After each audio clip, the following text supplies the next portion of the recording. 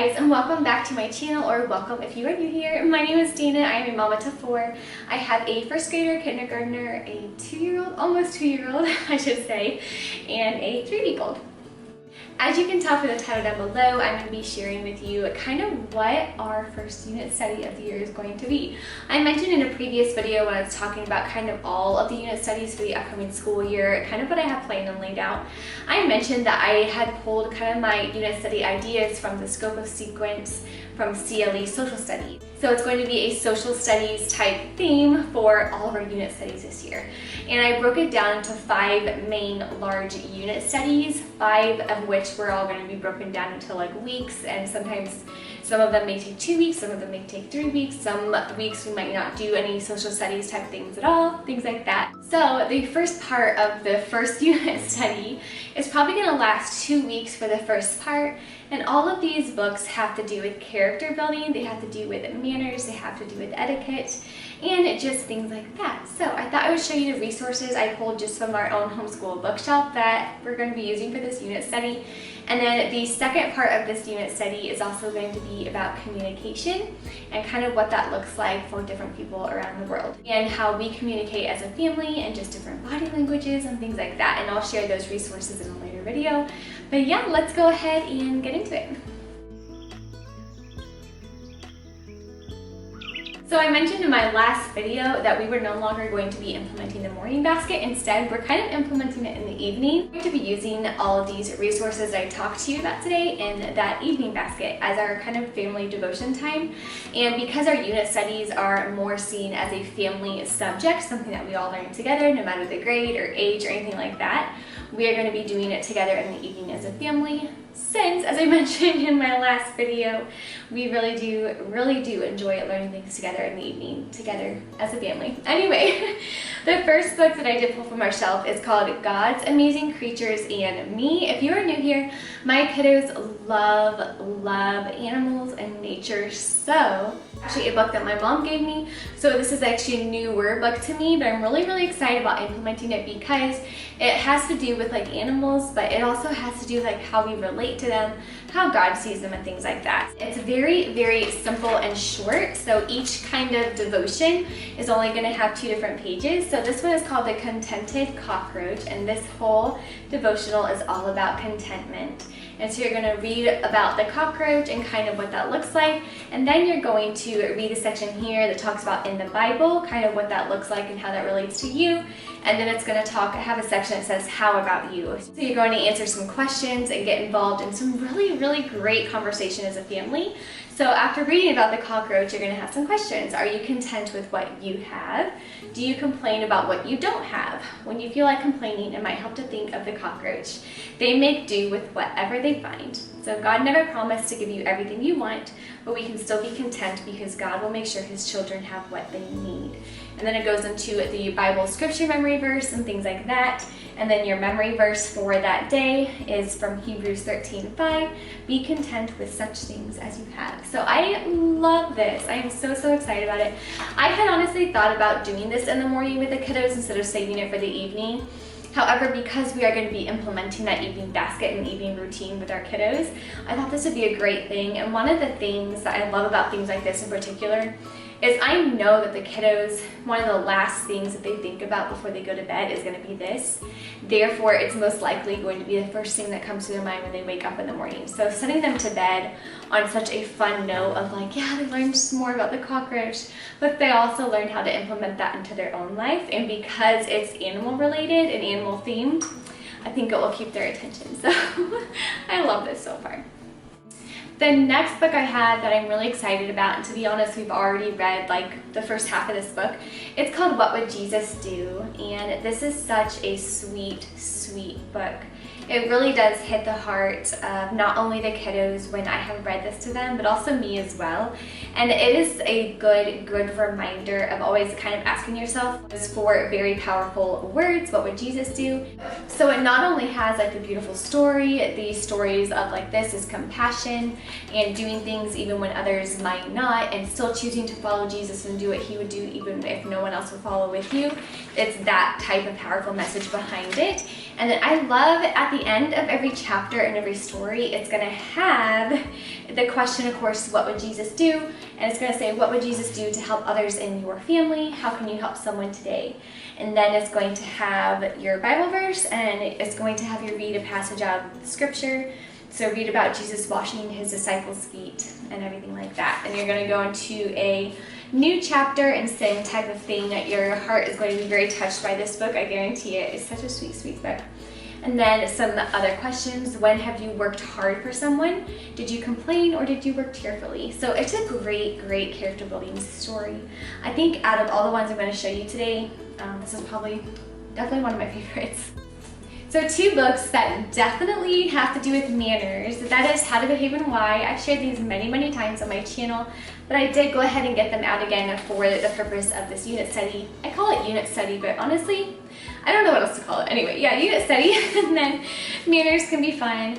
There is a 3rd one in this one, and it's How to Speak Politely and Why. It's on my shelf. I just forgot to pull it out. Anyway, so these 2 here, they're really, really cute if you're not familiar with this series. It's a 3-book series, and they are standalone books as well, so you don't need all 3 of them. But this is How to Behave and Why, and the illustrations are just super, super cute, and yeah, just really, really fun. This is more of like a vintagey type feel book.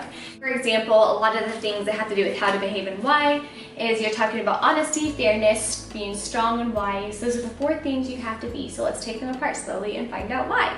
So honest people tell the truth. Other people know that when they see something is so, they can believe in it. So it has like a little rhyming thing in it, and the kids actually will take a chapter out of this and almost memorize it, and so they'll walk around the house saying it sometimes. So it's really cute, and I have found that when something is, especially in poetry form, the kiddos really latch onto it and they'll start saying it and almost sing it, if that makes sense.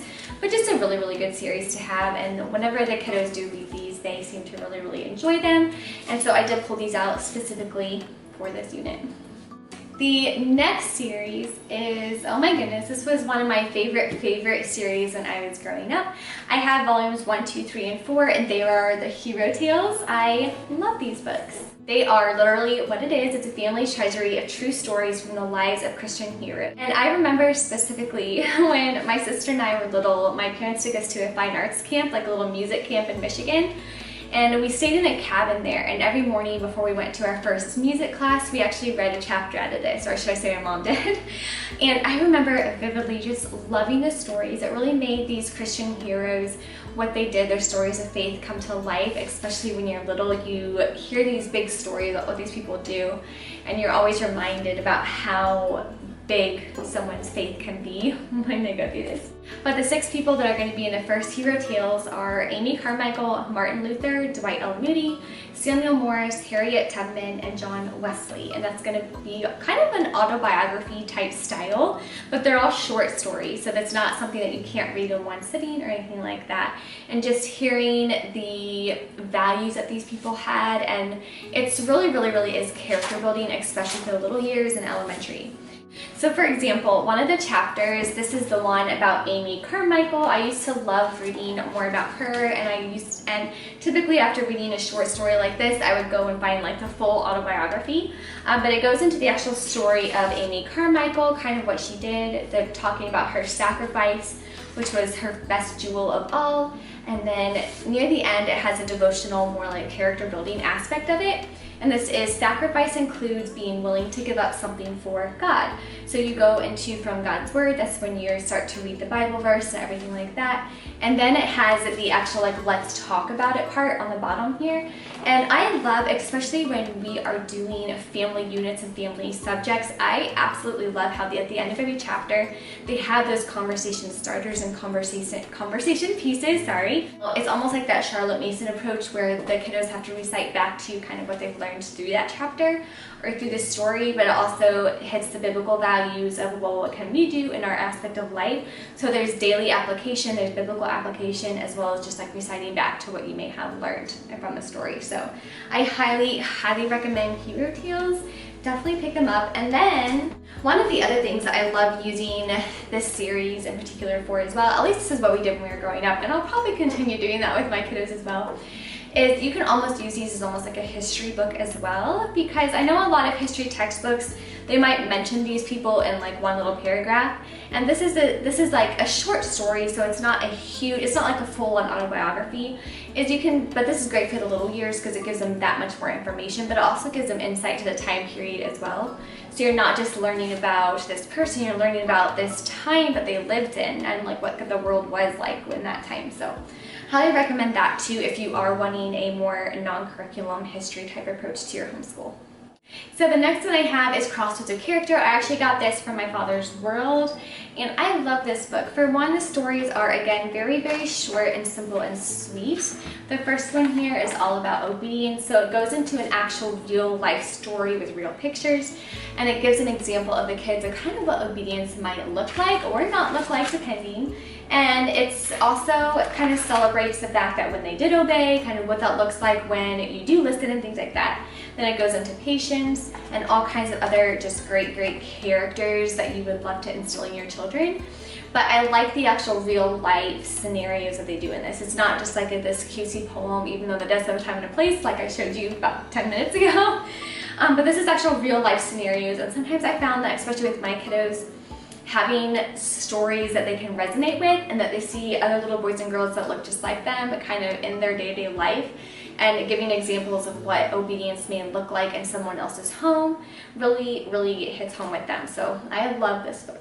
The book that we're using for etiquette and also good manners, especially when it comes to just our day-to-day living together as a family, and I did a designated video specifically for this book that I'll have linked down below for you if you want one more in-depth review on it, and that is Little Annie's Art Book of Etiquette and Good Manners. So we've actually done a few lessons in this, a few weeks worth of lessons. So we are probably page like 83 in the cut and paste section here. I highly recommend this. It teaches etiquette and good manners in such a fun way. It has a lot of crafts in it and a hands-on type approach to it. So if your kiddos are wanting to do, or if your kiddos do like more of an artsy or crafty type approach to things in general, then I definitely recommend that because it's such a good and fun way to teach kiddos manners. And it's also biblical based. It has a scripture memory verses in there. And yeah, it just teaches how to live life. And one of my favorite things about this one in particular is it teaches the kids how to live life within their homes by like kind of showing those manners and good, I'm trying to describe this, trying to show their siblings and together as a family unit good manners, that good manners and etiquette does not apply just to people outside of the home and to people that may come into your home, but it's almost more important to show good manners to one another as siblings, as like the mom and dad and everything like that. And so that book does a really, really good job doing that. It's just the importance of whoever lives inside your home under your roof, that's where you need to start with having good manners towards one another and respecting each other and everything like that. So I love that aspect of it. It really stresses the importance of treating each other with respect before you go outside of your home and everything like that. Because like we all know, is the people that we are home with and under the same roof with, that's who we're the most comfortable with. So it can be really hard to not fall down into the trap of, oh, because we're home, we don't have to respect like that or anything like that. So I really like that. It's just the importance of really working on like that home atmosphere and your sibling relationships and family relationships first before extending it beyond that. Well guys, thank you so much for watching today's video. I hope you guys got some ideas on kind of some fun books to add into your home if you're wanting some good character building stories to read to your kiddos. But until our next video, I hope you guys have a great rest of your week and God bless. Bye.